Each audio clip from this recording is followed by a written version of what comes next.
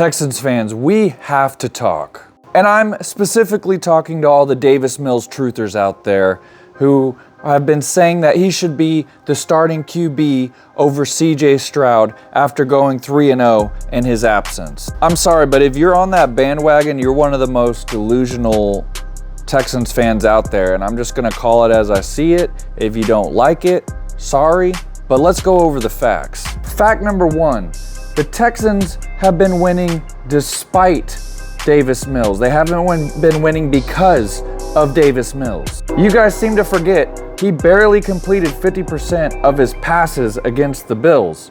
He looked pretty bad in the first quarter. He had a good second quarter, and he did absolutely nothing in the third or fourth quarter. Again, he went like 16 for 30 for 150 yards. Now don't get me wrong, he didn't give the game away, he managed the game. So kudos for him for being the backup quarterback and doing his job and leaning on the defense. But let's not act like he's the reason this team is winning. Let's look at the game against the Titans, worst team in the league. The Texans offense got shut out in the first half.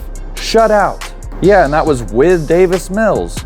Okay, and yeah, they put up a couple scores in the second half, ultimately win by 3, but you struggled offensively to beat the worst team in the league. Now let's look back at the Jaguars game.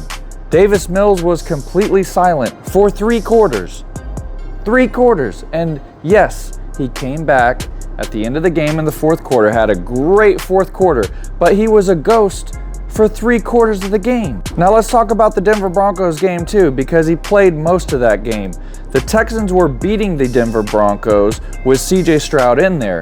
Once he got injured, Davis Mills comes in, and they didn't do a damn thing the rest of the game, ultimately end up losing the game to the Denver Broncos at the end. So this is the guy y'all are screaming and yelling for to take over the starting role for CJ Stroud, when in reality, he has had maybe 1 or 2 good quarters of the entire 3.5 games he's played. This is what you guys are calling for? He's barely completing over 50% of his passes.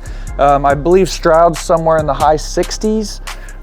And not only that, but Davis Mills has been getting much better protection from the O-line over the last 3 games than CJ Stroud has ever gotten this year. The O-line has finally been starting to come together.